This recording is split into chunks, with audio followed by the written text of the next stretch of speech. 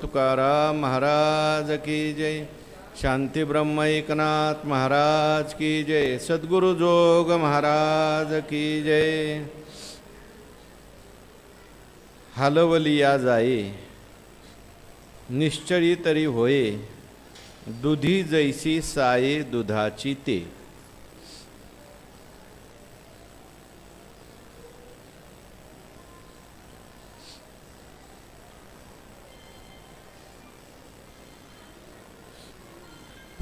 नमामि सद्गुरुं शांतं सच्चिदानंद विग्रहं पूर्ण ब्रह्मपरानंद मीशम आळंदी वल्लभम।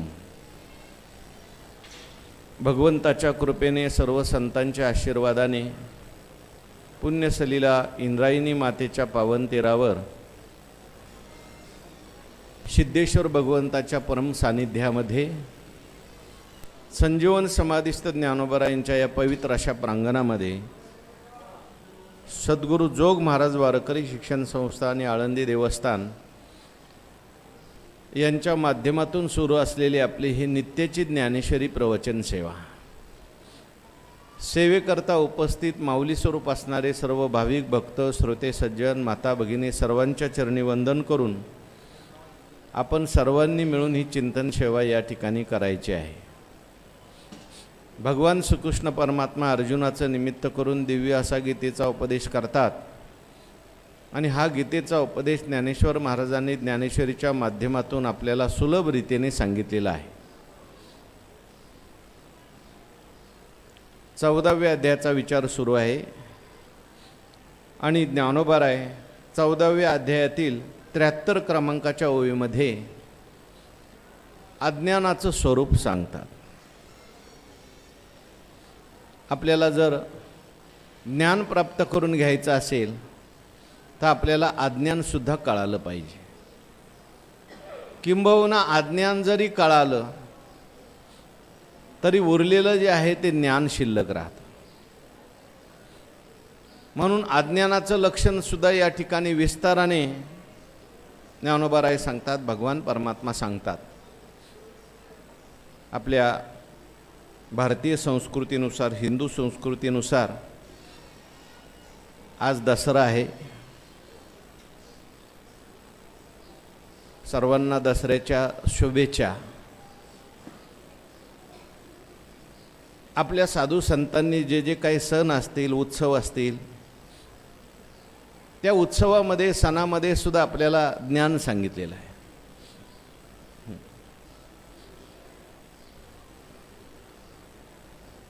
उत्सवामधलं सुद्धा तत्वज्ञान आपल्याला सांगितलेलं आहे।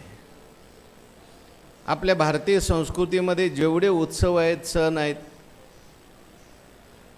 तेवढे इतर संस्कृतीमध्ये कुठेही नाहीत।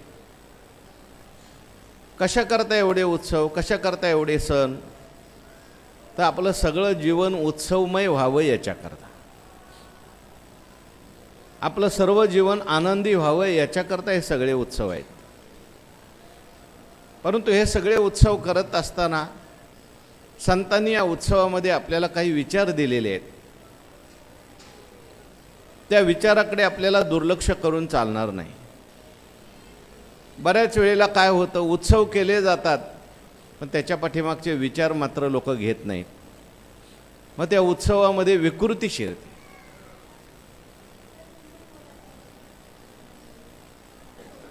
पूर्वीच्या लोकांनी केलेले उत्सव, त्याच्यामध्ये असलेले विचार, त्यामुळे समाजाची योग्य रीतीने जडणघडण होत होती। ते विचार सोडून केवळ क्रिया शिल्लक राहिल्या, त्यामुळे उत्सवामध्ये सुद्धा विकृतपणा आल्यासारखा आपल्याला दिसतो। गणपती उत्सव लोकमान्यांनी सुरू केला। आजचा गणपती उत्सव पाहिला तर ते जर असते तर त्यांना असं वाटलं असतं आपण कोणत्या उद्देशाने सुरू केलं आणि काय चाललंय। नवरात्र उत्सव सुद्धा आपण साजरा करतो, पण आजचं जर नवरात्र आपण पाहिलं त्याच्यामध्ये आलेला केवळ हाजामजा करण्याचे उत्सव नाहीत, त्याच्यामध्ये विचार आहे। म्हणून आपल्या संतांनी सांगून ठेवलं आपल्याला, नवविध भक्तीच्या करीन नवरात्रा। कोरोनी पोटी मागेन ज्ञानपुत्रा, धरीन सद्भाव अंतरीच्या मित्रा, दंभ संसार किंवा सासऱ्या सांडीन कुपात्रा म्हट. अनादि निर्गुण प्रगटली भवानी, मोह महिषासूर मर्दाया लागोनी. मोह नावाचा जो महिषासूर आहे त्याला नाश करायचा आहे. आसुरी स्वभावांचा नाश करायचा आहे. दुर्गुणांचा नाश करून सद्गुणांचं आधान करायचं आहे. म्हणून 9 प्रकारची भक्ती, त्याच्याकरता नवरात्र सांगितलं. आणि त्याच्यानंतर आजचा येणारा सण आहे ते दसरा आहे. या दसऱ्याचं वर्णन सुद्धा संतांनी केलंय.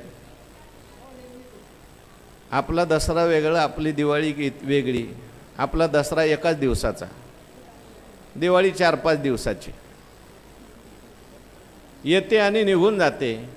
पण संतांचा दसरा जो आहे तो नित्य दसरा आहे. संतांची दिवाळी जी आहे ती नित्य दिवाळी.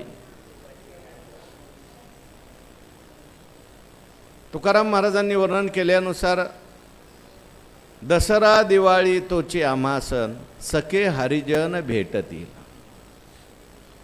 भगवंताचे भक्त ज्या दिवशी भेटतील, संत ज्या दिवशी आपल्या जीवनात भेटतील, त्या दिवस तो आपला खरा दसऱ्याचा दिवस. आपला जो आहे सत्संग चालतोय, आपण ज्ञानेश्वरी वाचतोय, ज्ञानोबारांची भेट रोज होते, रोजचा दसरा आहे.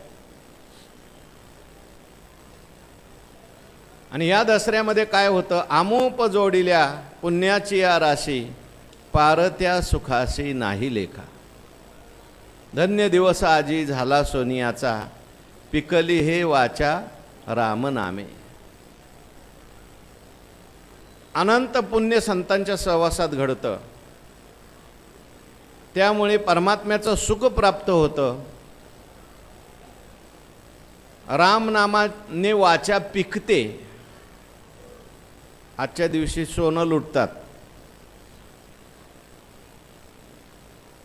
खरं सोनं कोणतं जर असेल तर ते भगवंताचं नामस्मरण आहे, चिंतन आहे. असं सोनं लुटायचंय. आज सीमोल्लंघन करतात. आपल्याला सुद्धा या देहाच्या सीमेचं उल्लंघन करायचंय. पंचकोशाचं उल्लंघन करायचंय. 3 अवस्थाचं उल्लंघन करून जो परमात्मा स्वरूप स्थिती आहे ती प्राप्त करून घ्यायची. म्हणून तुकाराम महाराज म्हणतात, तुका म्हणे जीव तुका म्हणे काय होऊ उतराई, जीव ठेवू पायी संतांची. हा खरा दसरा आहे. दसरा हा मुहूर्त आहे, 3.5 मुहूर्तापैकी एक. आणि मुहूर्ताच्या दिवशी आपण जे करतो तसं आपल्या जीवनात घडत राहतं वर्षभर. म्हणून चिंतन केलं पाहिजे. आपल्याकडून सगळ्यांच्याकडून चिंतन घडतंय, खूप आनंदाची गोष्ट आहे.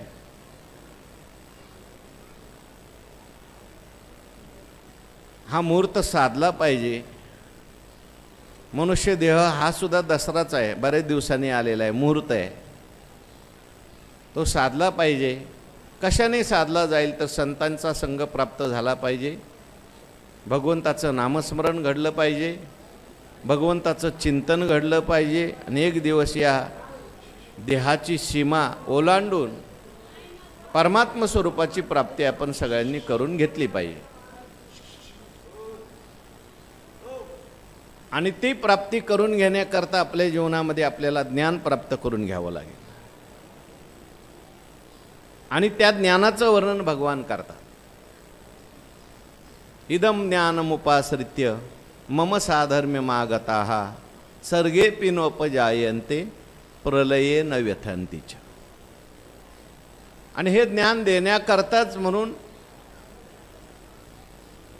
ह्या सगळ्या सृष्टीचं वर्णन भगवान परमात्मा करतात. सृष्टी तरी काय आहे, जगत तरी काय आहे. जगत जे आहे ते प्रकृती आणि पुरुष यांच्या संयोगातून निर्माण झालेलं आहे. मग कधी झाला प्रकृती पुरुषाचा संयोग? प्रकृती ही स्वतंत्र जगाचं निर्मिती आहे, निर्मिती करते का परमात्म्याच्या सत्तेने करते?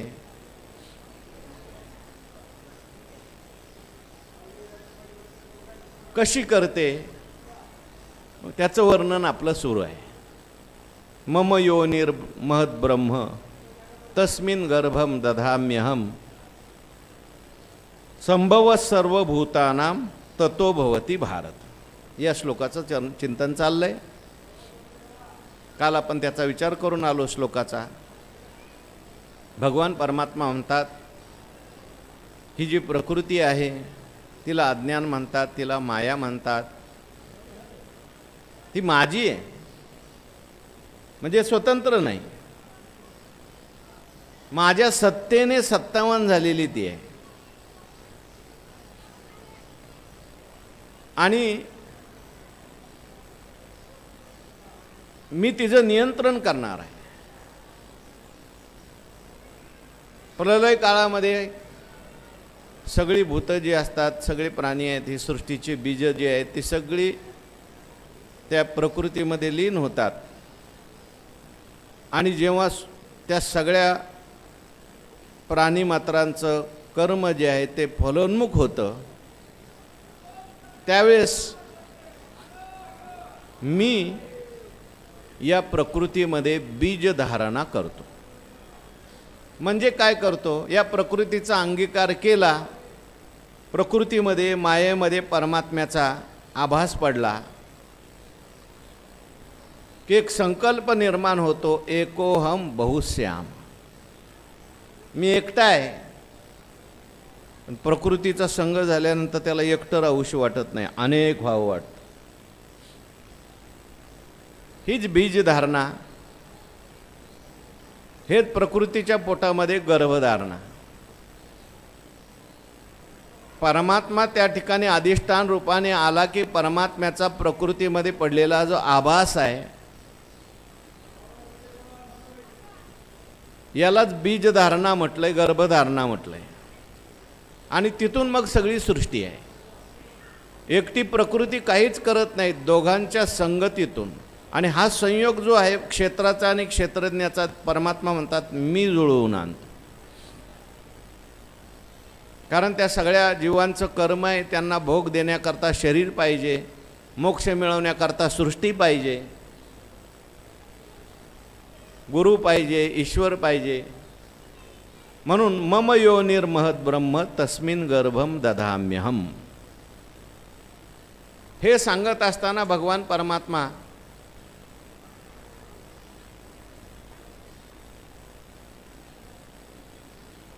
अज्ञानाचं वर्णन करून सांगतात.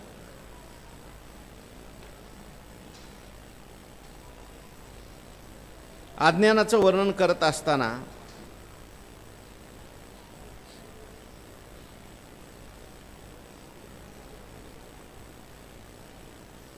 काल आपण ऐकलं,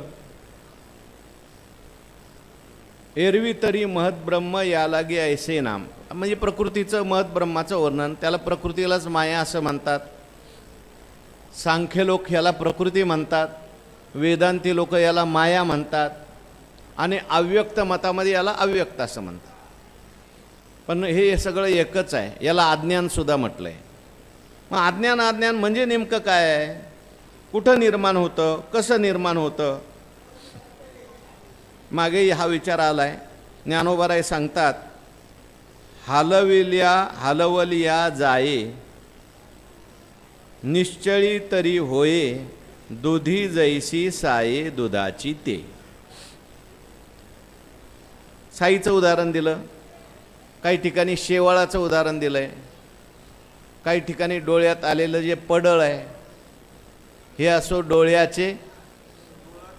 डोळाची पडळ रचे, देखणे पण डोळ्याचे न गिळजे काही. अहो डोळ्यातच एक पापुंद्रा तयार होतो, पडदा तयार होतो पाण्याचा, आणि काही दिवसांनी काय करतो, ते डोळ्यालाच दिसायचं बंद करून टाकतो. उदकी झाली बाबुळी, ती उदकाते जैसे झाकोळी,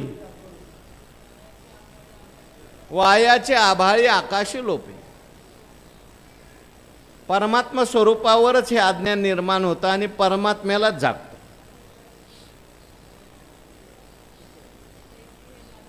तैसे हे माझीच बिंबली त्रिगुणात्मक सावली मजची आड ओढवली जवनिका जैस. काल आपण सांगून आलो ओवी. तेव्हा आज इथे ज्ञानोबरायांनी जे उदाहरण दिलंय ते साईचं उदाहरण दिलंय. हलविल्या जाये निश्चळी तरी होय दुधी जैसी साये दुधाची ते. दुधामध्ये काय येते? साई येते. कुठून येते? बाहेरून येते का? दुधाचीच साई आहे. पण दुधावर असा घट्ट त्या ठिकाणी थर निर्माण करते. अहो दूध जरी घ्यायचं म्हटलं तरी सुद्धा साय घेऊ देत नाही. दूध साय बाजूला करावी लागते, मग दूध घ्यावं लागतं. दुधी जैसी हलविल्या जाये निश्चळी तरी होय. हलवलं तरच बाजूला जाते आणि निश्चळ असेल तर होते. दुधी जैसे साये दुधाची ते. तसं परमात्मा स्वरूपावर जे अज्ञान आहे, हलवलं तर जातं, नाही हलवलं तर तसंच राहतं. रोज प्रवचन ऐकलं आणि हलवलं तर जाईल, कधीच प्रवचन नाही ऐकलं तर जसंच्या तसंच राहील. विचाराने ते हलवावं लागेल. मागच्या ओळीमध्ये सांगितलं, अनिक एक असे जे विचारा वेळे न दिसे. विचाररूपी हलवणं असेल तर मग दिसणार नाही साई. पण विचार जर नसेल तर मग त्याला ते अज्ञान धरल्याशिवाय राहणार नाही.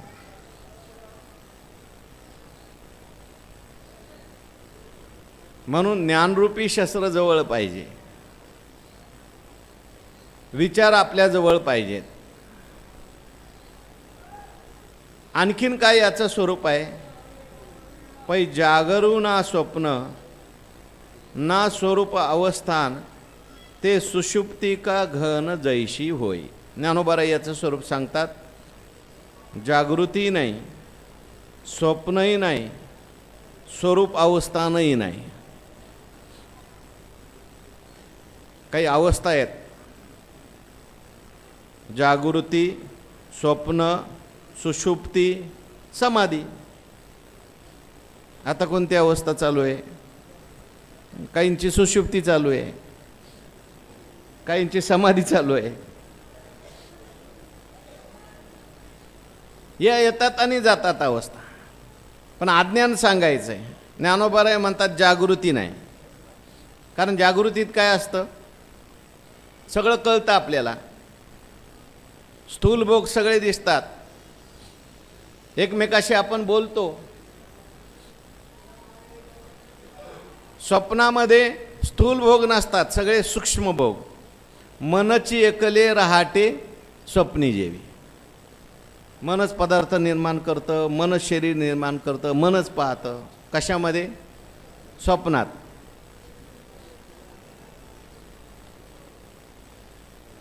पै जागरू ना स्वप्न.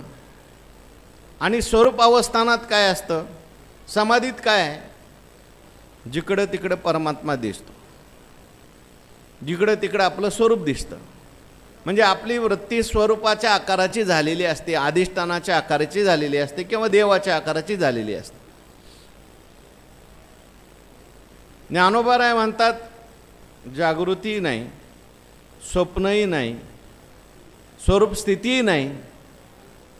मग राहिली कोणती अवस्था? ते सुषुप्ती का गहन जैशी होय. सुषुप्ती आणि घन सुषुप्ती सांगितली बरं. घन म्हणजे जिथं स्वप्न नाही, घन अज्ञान सुषुप्ती.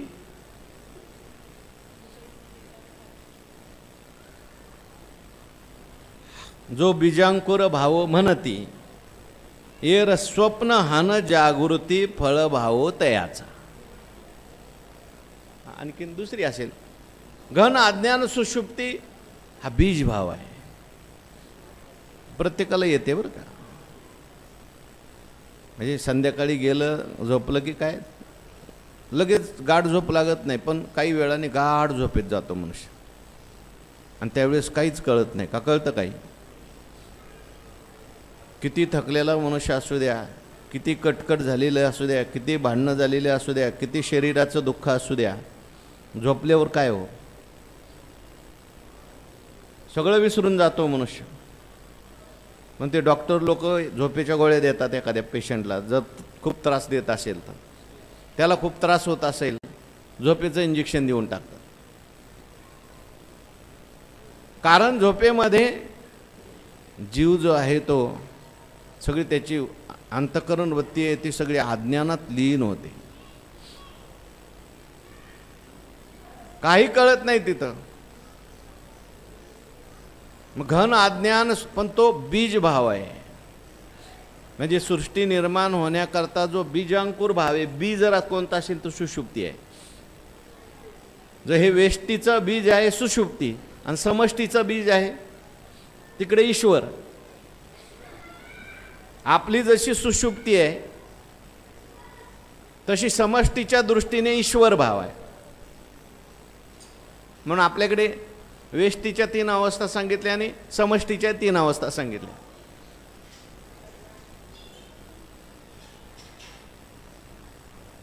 काय? प्राज्ञ,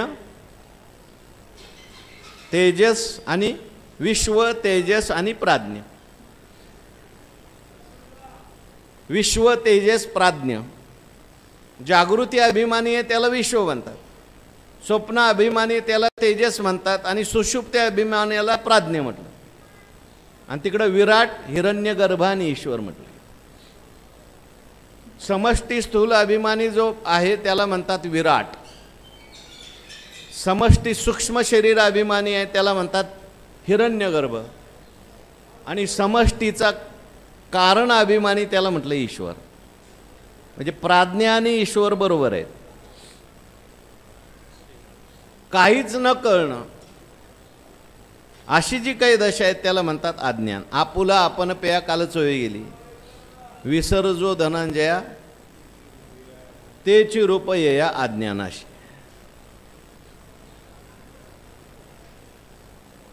पार्था जागणे तरी बुडे, परिस्वप्नाचे काही न मांडे, तैसे निद्रे सांगडे निहाळीजे. म्हणून अशा पद्धतीने जी झोप आहे ते अज्ञानाचं स्वरूप आहे. काही कळत नाही, गाढ झोप ज्याला म्हणतात ना ते अज्ञानाचं स्वरूप आहे. ही लौकिकातली झोप घालवण्याकरता कोणाची गरज पडत नाही आपल्याला, सहज आपली जाते. पण परमार्थिक झोप आहे ती अविद्येची निद्रा आहे. अविद्येची निदा, विश्व स्वप्नाचा धांदा, भोगित होता प्रबुद्धा अनादि जो. आणि ती घालवण्याकरता मग संत लागतात, संतांचे शब्द लागतात. येण्याची पै कारणे जे पहिले सृष्टीचे, बरोबर आहे का ना, मागं गेलो. का न वियता वायुते, वांझे आकाश रीते, तया ऐसे निरुते अज्ञान गा. आणखीन एक उदाहरण देतात ज्ञानेश्वर महाराज. ज्ञानेश्वर महाराजचा शैली अशी आहे, जोपर्यंत तुम्हाला पटत नाही तोपर्यंत दृष्टांत. प्रत्येक श्रोत्याचा अधिकार वेगवेगळा आहे म्हणून वेगवेगळे ज्ञानोबा आहेत दृष्टांत देतात. दुधाचा दृष्टांत दिला, ज्यांचा दुधाचा संबंधच नाही त्यांना कसं कळणार, म्हणून पुढचा दृष्टांत दिला. कान वियता वायुते, वांझे आकाश रीते, तया ऐसे निरुते अज्ञान गा. अजून वायूची उत्पत्ती झाली नाही, असं जे काही आकाश आहे ते आकाश जे आहे त्या आकाशाची जी स्थिती आहे, तया ऐसे निरुते अज्ञान गा. त्याप्रमाणे निष्फळ रिकाम असं अज्ञान आहे. पंचमहाभूताची उत्पत्ती होत असताना पहिल्यांदा आकाशाची उत्पत्ती सांगितली. आकाशापासून मग वायू, आकाशातच वायू निर्माण होतो. वायूतून पुन्हा अग्नी, अग्नीतून पुढे जल, जलातून पुढे तेज, म्हणजे सगळी पंचमहाभूतं आकाशात राहतात. पण अजून आकाशात वायूची उत्पत्ती झालीच नाही. मोकळं आकाश आहे.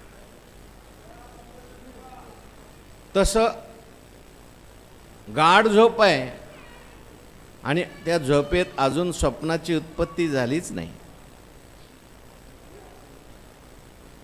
अजून कुठली वृत्ती तिथे निर्माण झाली नाही. ते अज्ञानाचं स्वरूप आहे. काही न कळणं हे अज्ञानाचं स्वरूप आहे. परमात्मा स्वरूपाविषयी काही न कळणं याला अज्ञान असं म्हणतात. पैल खांबका पुरुषो ऐसा निश्चयो नाही एकू परी काय नेनो आलोको दिसत असे. आणखीन एक उदाहरण सांगितलं. पैल खांबका पुरुषो, समोर संध्याकाळच्या वेळेस किंवा एकदम गडद अंधकार असेल, एखादा मनुष्य चालला असेल रस्त्याने जाताना, तर एक झाडाचं खोड असतं आणि ते झाड तोडलेलं झाड असतं, नुसतं खोड उभं असतं. काही लोकांना तो खांब दिसतो, झाडाचा खांब आहे. काही लोकांना पुरुष दिसतो तिथे. पण गडद जर अंधकार एकदम असेल तर खांबही नाही दिसत आणि पुरुषही नाही दिसत. पहिलं खांबका पुरुषो स्थानो वा पुरुषो असं म्हणतात. भ्रमाचं उदाहरण देतानाही वेदांतात उदाहरण नेहमी येतं. पहिलं खांबका पुरुषो ऐसा निश्चयो नाही एको, दोन्ही निश्चय होत नाही. खांबाचा तरी निश्चय व्हावा, स्पष्ट प्रकाश असेल तर खांबाचा निश्चय होईल. मंद अंधकार असेल तर खांब दिसत नाही. मग काय काय लोकांना चोर आहे असं वाटतं, कोणतरी येऊन उभं राहिलं वाटतं असं वाटतं. आणि गडद अंधकार असेल तर खांबही नाही, पुरुषही दिसत नाही. याला म्हणतात अज्ञान. अज्ञानात काही निश्चय होत नाही. तैसी वस्तू जैसी असे तैसी कीर न दिसे परी काही अनारिसे देखीजे ना. त्याप्रमाणे ज्ञानोबराय म्हणतात अज्ञान, अज्ञान म्हणजे काय? वस्तू जैसी असे तैसी कीर न दिसे. वस्तू म्हणजे परमात्मा. अनेक ठिकाणी परमात्म्याला वस्तू म्हटलंय. या उपाधी माझी गुप्त नाही वस्तू.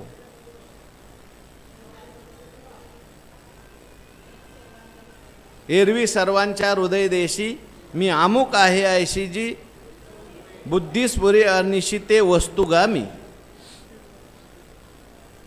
ते वस्तू की तेजो राशी सर्व भूतात्मक सरिशी चंद्र सूर्याच्या मानसी प्रकाशी जे, म्हणजे परमात्मा आहे वस्तू.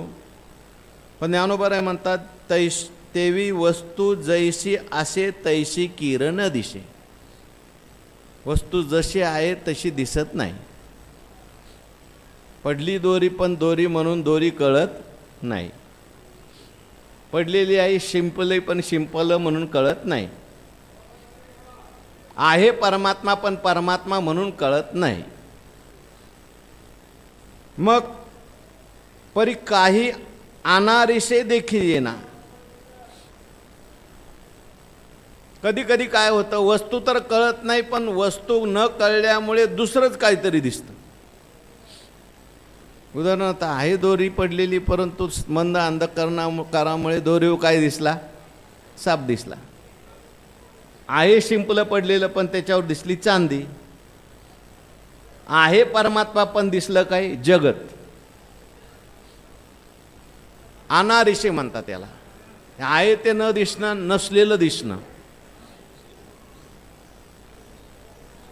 झोपेमध्ये पहिल्यांदा आपल्याला विसर पडतो, नसलेलं स्वप्न दिसतं. आता नसलेलं दिसतंय का नाही स्वप्न? हां, तुम्हाला झोप लागते म्हणून म्हणलं स्वप्न दिसतंय का? नसलेलं स्वप्न तर दिसत नाही. जागृतीत मी आहे हेही विसरलाय. अशी विसराची जी अवस्था आहे त्याला अज्ञान असं म्हणतात. म्हणून तैसे वस्तू जैशी तेवी वस्तू जैशी असे देवी किर न दिसे परी काही अनारिशे देखीजे ना.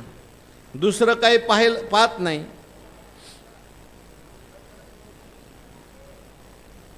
आणि जशी वस्तू आहे तसाही दिसत नाही. स्वप्नही नाही, जागृती नाही, सुषुप्ती आहे. घन अज्ञान सुषुप्ती. काही न कळणं, ना राती ना तेज, ते संधी जेवी सांज, तेवी विरुद्ध ना निज अज्ञान आती. म्हणजे रात्रही नाही, तेजही नाही, मध्ये संधी काळ असतो. आता हे फक्त उदाहरणासाठी घ्यायचं बरं का. तेवी विरुद्ध ना निज अज्ञान आती. विरुद्ध काय? विपरीत ज्ञानही नाही आणि आत्मस्वरूपाचं ज्ञानही नाही. विपरीत ज्ञान म्हणजे मी देह आहे, हे जगत आहे, सगळी सृष्टी आहे. आणि आत्मज्ञान म्हणजे परमात्मा आहे. परमात्मा आहे असंही कळत नाही, जगत असं आहे असंही कळत नाही. मग काय? त्याच्यामध्ये काही न कळणं, गडद अंधकार, याला काय म्हणायचं? अज्ञान. केवळ स्वरूपाचा विसर. आपल्याला विसरणं ते अज्ञान एक रूढे एवढंच. पुढं अजून विकल्प संकल्प काही निर्माण झाला नाही. कशा करता हे सांगतात? अज्ञानाचं वर्णन चाललंय. विश्व आघवेची मावळे आणि आत्मबोधू तरी नुजळे, ती अज्ञान दशे केवळे अक्षरू नाम. मागे अक्षर पुरुष सांगताना या असंच सांगितलं, किंवा अव्यक्ताचं वर्णन करताना असंच वर्णन आलंय. ना येथ यथार्थ ज्ञाने एक होणे, ना अन्यत्वे दुजेपणे दुजे घेणे, आयशे निश्चळ जे नेनने, आयशे निखळ जे नेनने, तेची ते रूप. म्हणजे यथार्थ ज्ञानाने एकही झाला नाही, परमात्मा स्वरूपाशी एक झाला नाही.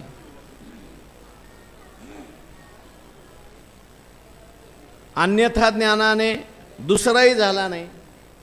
म्हणजे मी देह आहे, हे जगत आहे, हे सगळं त्याला भ्रमही नाही झाला. यथार्थ ज्ञानही नाही, भ्रमही नाही.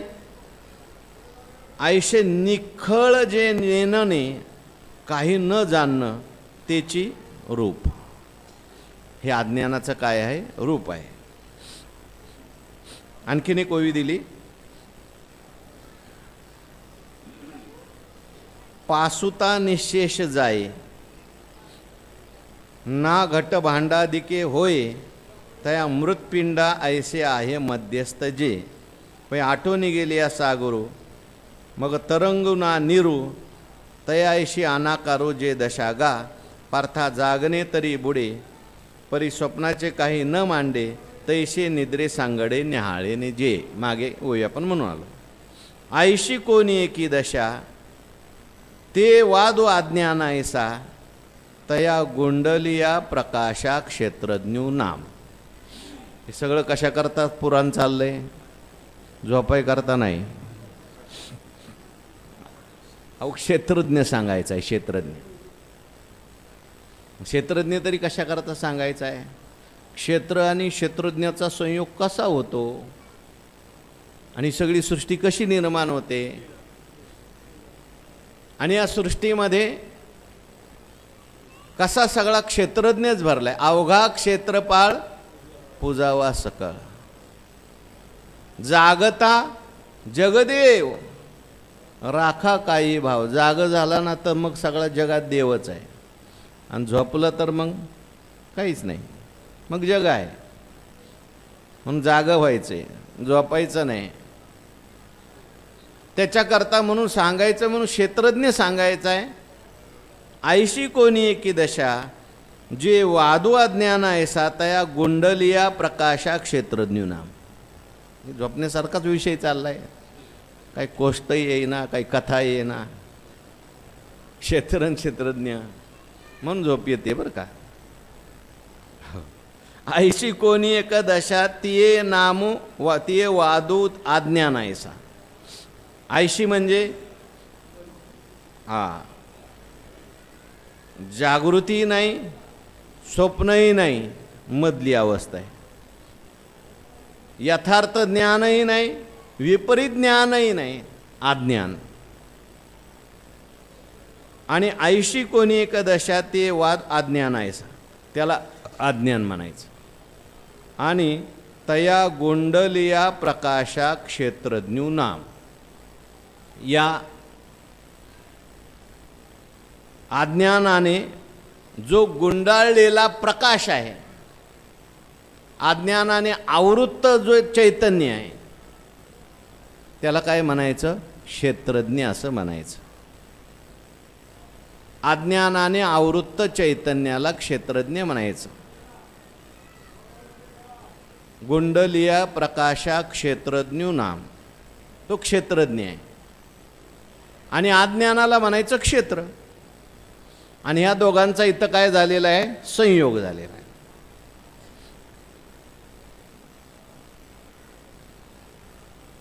क्षेत्रज्ञाचंच वर्णन आता पुढे करतात. म्हणजे क्षेत्रज्ञ जो आहे तो चैतन्यच आहे. हा परमात्माची परी दुसरा,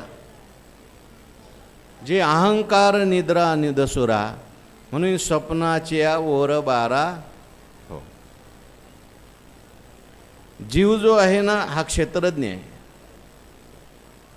परमात्माचा आहे, पण अज्ञानाने घेरलेला आहे तो. त्या विचाराच्या देशी प्रसिद्धिगा जीवायशी, किंवा आपण विसराच्या देशी म्हणतो. पुढं काय? देणे भाष्य केली देहेसी आघवा विषयी. आणि अज्ञानाने आवृत्त असल्यामुळे अज्ञानाचे धर्म त्याने आपल्यावर घेतले. ते पुढे सांगतात. अज्ञान थोरिये आणि जे आपण पे तरी नेणे जे, ते रूप जाणे जे क्षेत्रज्ञाचे. अज्ञानाला जो मोठेपणा आणलेला आहे, कोणी आणलेला आहे? याने आणलेला आहे. कारण अज्ञानाला जर अधिष्ठानच नसेल तर अज्ञान राहील कुठं?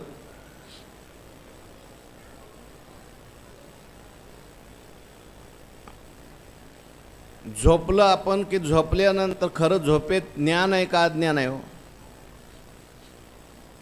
सकाळी उठल्या उठल्या काय म्हणतो? सुखाने झोपलो होतो आणि काही जाणत नव्हतं. काही जाणत नव्हतो हा सुद्धा तो जाणतो, पण तिथे आवृत्त येतो. त्यावेळेस सांगतो का? झोपेत सांगतो का? जाग झाल्यावर सांगतो. झोपेत का सांगत नाही? तिथे आवृत्त येतो, अनुभव घेतो. ज्ञानोबा राय बोलतात, अज्ञान थोरिये आणि जे. अज्ञान सुद्धा याने महत्त्व आणलं. अज्ञानाला त्या ठिकाणी आश्रय दिला. बरं, एवढाच आश्रय दिला आणि त्याला मोठेपणा आणला, म्हणजे त्या अज्ञानाचं कार्य त्या ठिकाणी पुढे निर्माण करतो. आणि ते मी आहे असं म्हणायला लागतो. अज्ञान थोरिये आणि जे आपण पे तरी नेणे जे, आपल्याला विसरून जातो. तो आहे चैतन्य रूप, तो आहे प्रकाश रूप, तो आहे व्यापक. आपल्याला विसरतो. आणि अज्ञानाला मान देतो. जसं झोपेमध्ये जीव आपल्याला विसरतो. स्वतः राजा आहे पण विसरला, आणि अज्ञानामुळे स्वतःच भिकारी. ज्ञानोबारांनी पुढं उदाहरण दिलं ते, पण थोडंसं वेगळ्याने दिलं. आणि सगळं राज्य तयार करतो, सगळं संसार तयार करतो. स्वप्नी परिव्राजे आपण या कुटुंब होईजे, मग तयाचेने धावीजे मोहे सैर. या अज्ञानाला थोरपणा आणणंच आहे, आपल्याला विसर नाही. ते रूप जाणीजे क्षेत्रज्ञांचे. अज्ञानाच्या तो स्वाधीन होतो, त्याला जो ज्याच्या स्वाधीन झाला ना तो त्यालाच महत्त्व देतो. विसरला आणि मग बद्धमुक्तो महीपालो ग्राम मात्रेन तुष्यती.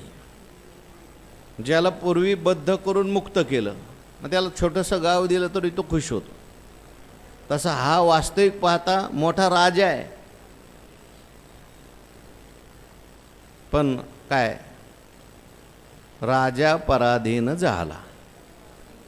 का सिंह रोग रुंधिला, तैसा पुरुष प्रकृती आला स्वतेजा मुखे. मग राजा आहे पण पराधीन झालेला आहे, आणि त्यामुळे मग थोड्या याच्यात सुद्धा संतुष्ट होतो. थोडं एखादं गाव दिलं तर खुश होतो. सामान्य विषयाने संतुष्ट व्हायला लागतो. सामान्य विषयाकरता धडपड करायला लागतो. वास्तविक पाहता तो साम्राज्याचा अधिकारी आहे, सगळ्या सुखाचा अधिकारी आहे. रागद्वेष जरी निमाले तरी ब्रह्मीचे स्वराज्य आले, तो भोगी सुख आपुले.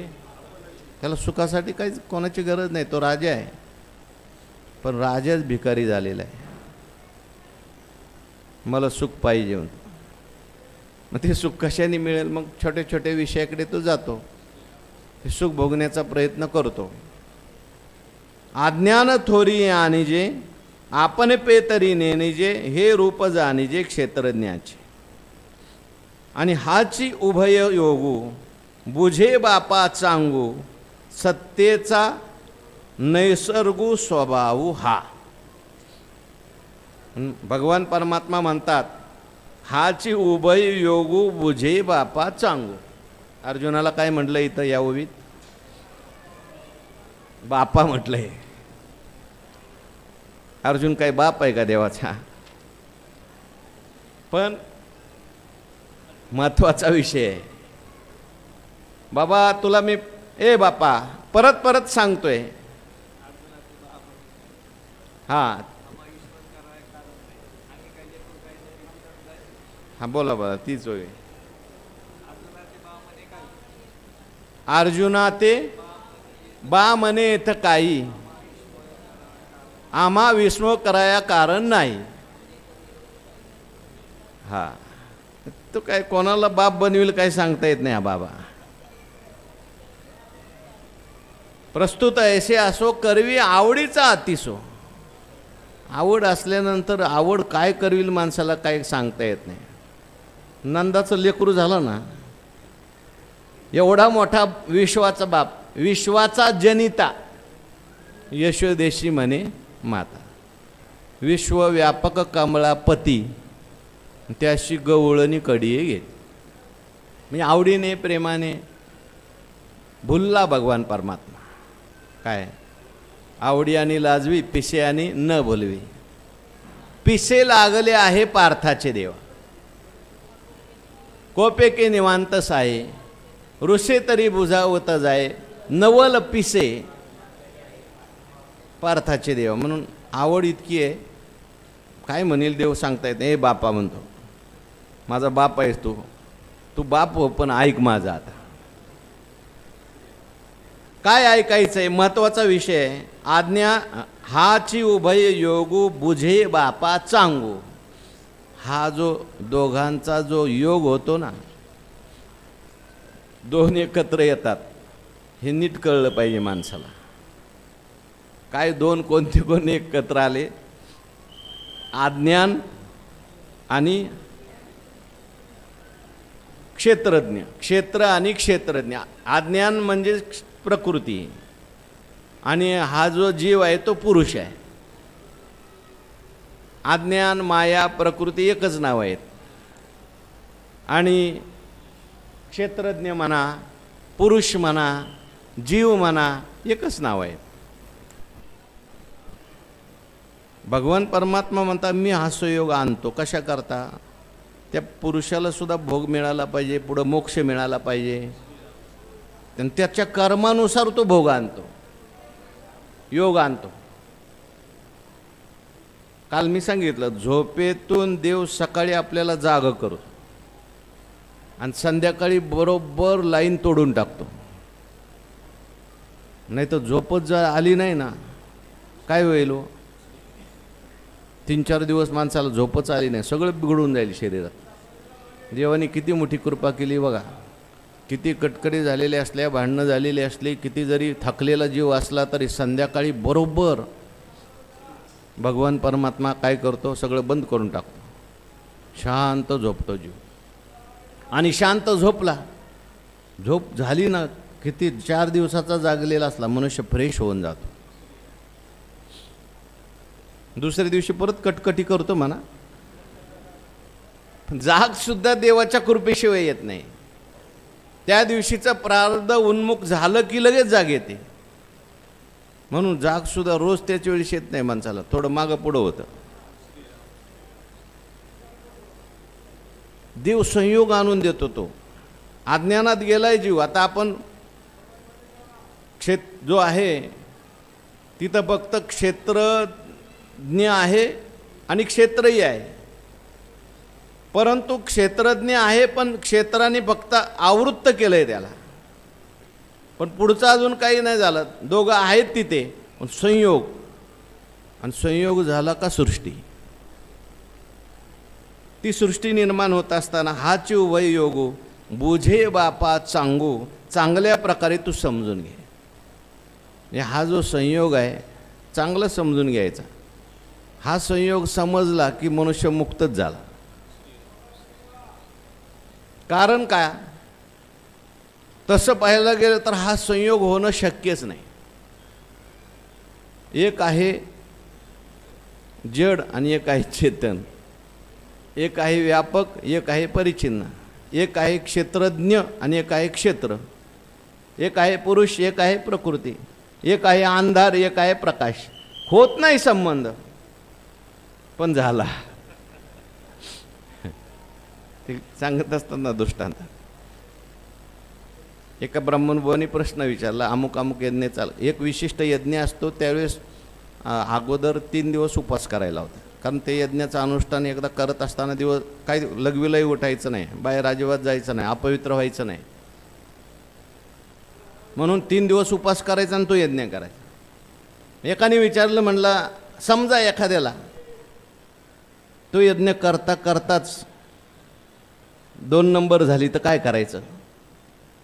त्या समोरच्यानी सांगितलं, वेडा आहेस का काय? त्याच्यासाठी उपास असतो. ते होऊ नये म्हणून, लघवीला जावं लागू नये म्हणून, शौचाला जावं लागू नये म्हणून, अपवित्र होतं म्हणून, हे सगळे नियम पाळून आपण बसतो. पण झालीच एखाद्याला तर काय प्रायश्चित्त काय? म्हटलं होणारच नाही. म्हटलं मलाच झाली.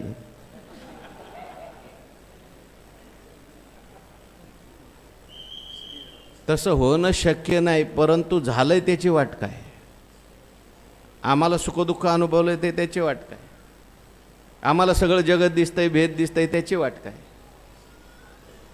म्हणून अनुभवाचा आपलाप करता येत नाही. हा सगळ्यांचा अनुभव आहे, म्हणून होणं शक्य नाही. पण सगळे अध्यासाने सगळ्यांचे व्यवहार चाललेले आहेत. नैसर्गिको अयम लोकव्यवहार असं आचार्यांनी भाष्यात म्हटलंय. त्याप्रमाणे इथे हाची उभय योगू बुझे बापा चांगू, सत्तेचा नैसर्गू स्वभाव हा. ही सत्ता आहे. सत्ता म्हणजे चैतन्य, सत्ता म्हणजे पुरुष. पुरुषाचा नैसर्गिक हा स्वभाव आहे. काय नैसर्गिक स्वभाव आहे की जिथं जिथं चैतन्य आहे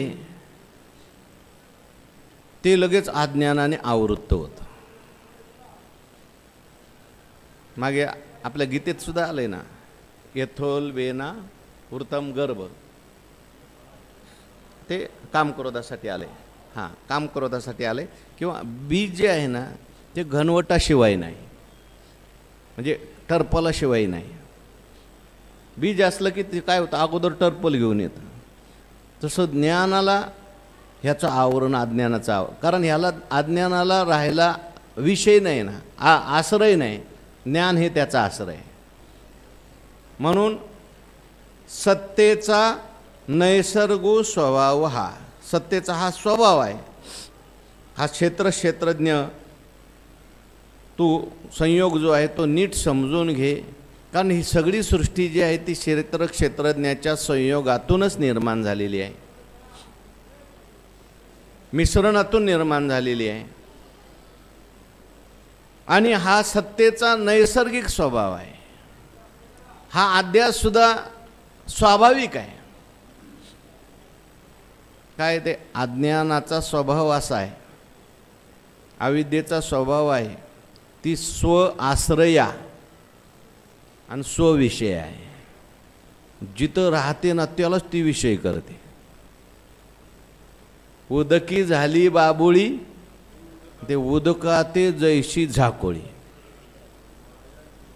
हा पुढं काय, काया वायाच्या आभाळी आकाश लोपे.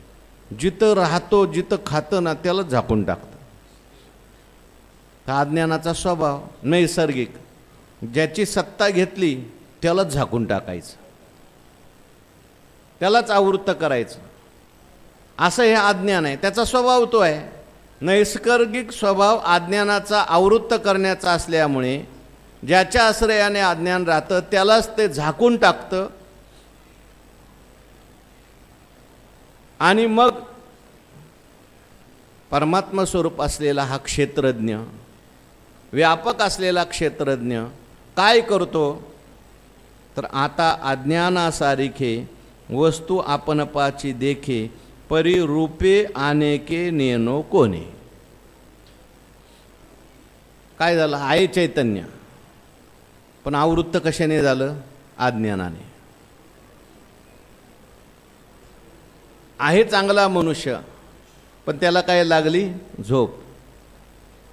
आणि झोप लागल्यानंतर स्वप्न पडलं, आहे राजा, स्वप्नात काय झाला, भिकारी झाला, भीक मागायला लागला.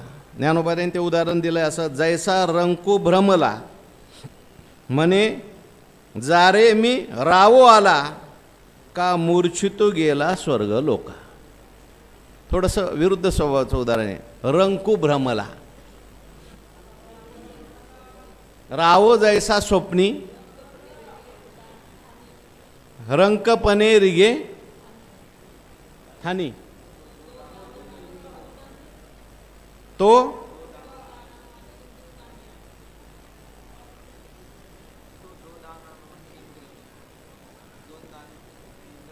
इंद्र म्हणायला लागला स्वतःला. म्हणजे काय, अज्ञान काय करतं, आवरण टाकतं. आवरण टाकल्यानंतर पुन्हा विक्षेप निर्माण करतं, विपरीत ज्ञान निर्माण करतं. आता अज्ञानासारिखे वस्तू आपणची देखे. अज्ञानाचे धर्म हा क्षेत्रज्ञ आपल्यावर घेऊ लागला. पहिला जो तो होता तो चांगला होता, बहु होता भला, चांगला होता, व्यापक होता, चैतन्य रूप होता, प्रकाश रूप होता. पण अज्ञानाने आवृत्त झाल्यामुळे अज्ञानासारखं बडबड करायला, मी अज्ञानी, मी सुखी, मी दुःखी, मी जन्मणारा, आयुष्या ओळगोनी स्वप्ना, धावत भवस्वर्गाची राणा, त्या चैतन्या नामा अर्जुना. अक्षर का शर, हा क्षर पुरुष गा. मग तो क्षर पुरुष झाला आपल्याला विसरला आणि विसरल्यानंतर अज्ञानाचे धर्म आपल्यावर घेऊ लागला, क्षेत्राचे धर्म आपल्यावर घेऊ लागला। आता अज्ञानासारखे वस्तू आपणची देखे, अज्ञानासारखं जी वस्तू आहे ती आपल्याला पाहायला लागली। वस्तू म्हणजे परमात्मा आहे, तो व्यापक आहे, पण अज्ञानासारखा आपल्याला मानायला लागला। अज्ञानाने त्याला आवृत्त केलं। अज्ञान एक रूढे तेने कोहम विकल्पाचे मांडे, मग विवरोनी कीजे पुढे देहोहम आईसे। मग मी कोण आहे कळलं नाही, मग मी देह आहे असं मानलं, आणि मग मी देह आहे, देह संबंधी माझं आलं, तुझं आलं, सगळं जगत आलं, मग आलं सुख दुःख, सगळी परंपरा निर्माण झाली। आता अज्ञानासारखे वस्तू आपणची देखे, परी रूपे अनेके नेनो कोणे, कोणत्या किती अनेक रूपाने पाहते ते कळत नाही। फक्त देहच निर्माण नाही केला त्याने, स्वप्न जर पडलं आपलं तर आपल्याला विसर पडतो, पण माणसाला काय काय दिसेल सांगता येत नाही। हो, स्वप्नात हरिद्वारला गेला, सगळं हरिद्वार स्वप्नात, बरं जायला काही वेळही लागत नाही,